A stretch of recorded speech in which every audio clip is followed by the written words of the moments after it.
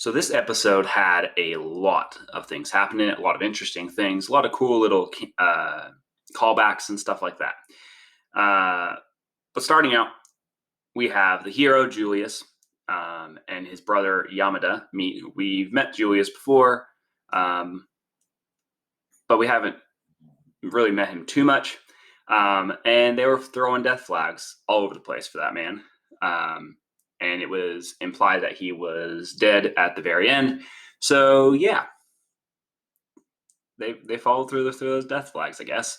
But some cool little interesting, not really big plot things wise, but just cool little lore or interesting little tidbits. We learn that the scarf that Julius has is made from spider silk, and we learn that that spider silk was found when burning down a spider nest.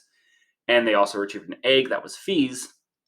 And if you remember well enough, you know that that nest that was burnt down was Kumiko's. And we also get to see Kumiko from the eyes of the humans, which is really cool. And also, I much prefer the way they draw her normally because it'd be a little weird to see her looking like that throughout the entire show. I prefer the cute Kumiko, the funny Kumiko. So, yeah. We finished the fight with the dragon. The animation was better compared to the last episode, though the fight was shorter, so it kind of makes sense why.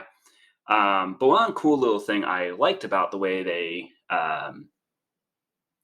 finished the fight, I guess, is you really start noticing all the ways they're changing her leveling and her skill stuff and how her healing works, especially with her healing. Like when she levels up and gets her healing done, it just regrows her arm, and that's like particle effect thing.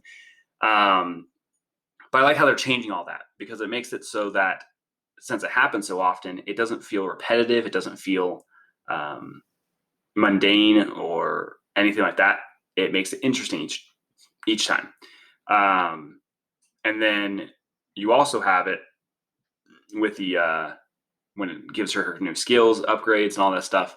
They change the way it's displayed, which is really cool. It makes it once again pleasing to the eye because you don't have to see the same thing happening over and over and over again. And they're also not reusing animation and stuff like that, which is really cool. I've also noticed that the animation for Kumiko is getting a lot smoother and a lot cleaner, which I enjoy.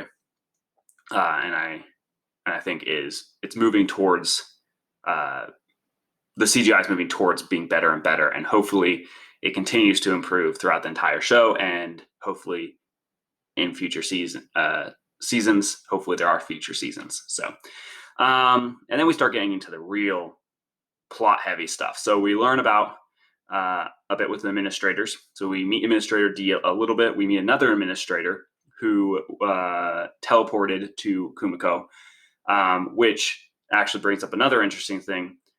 She mentions her detection skill picks up someone teleporting, and she has that static effect, which answers a question from earlier, what that static actually was. It was her detection skill picking things up, which is really cool little tidbit.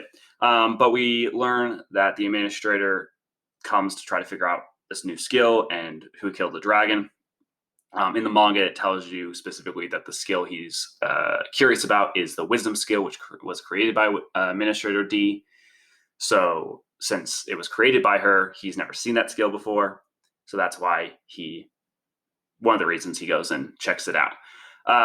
We also get to see a bit of Administrator D. We learned that she's an evil god. We learned that she's a transplant. She's not actually native to the world that they're in, which means she's actually somewhat similar, maybe not an isekai person, but she's somewhat similar to Kumiko and the classmates in that regard, that she's not native to that world, which is really cool. One thing I did like is Kumiko tries to get more information out of her, and Administrator D is like, I can't tell you at this time. And a lot of animes, when they do that, they just don't give a reasoning. But I like how this one, albeit it's a pretty weak reasoning, but it still works for Administrator D's character when she's like, oh, well, I'm not going to tell you because there's no fun in that, and I just want to watch you struggle more. And so it fits with her character and actually gives a reason, which I like. You don't see that in anime a lot. Now, this is the part that confuses me because of information I have with the manga. The whole thing with the Demon Lord, I actually saw, but it didn't give me that ending part. where she's talking to the administrator guy we met earlier and how they've met before. And so my brain's like trying to like piece everything together because it doesn't, the things I know for the future, it doesn't quite fit very well. There's not enough information yet. So while they heavily imply that the demon lord is Kumiko, my brain's like, no, it's not. It doesn't help also that this show has a habit of trying to bait you into things, but the bait isn't actually like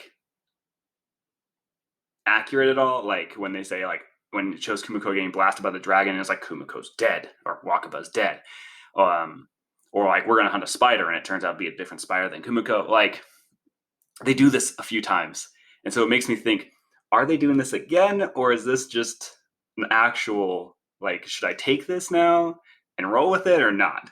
But it's really hard not to because she mentions we had to kill the hero, and it sucks for Yamada. And I'm just like, but how does she know Yamada? But doesn't specifically say her name, and she has a different voice actor.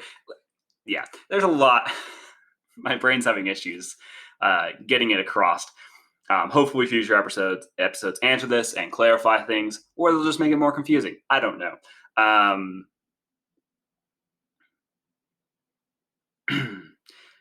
But yeah, so that's pretty much it.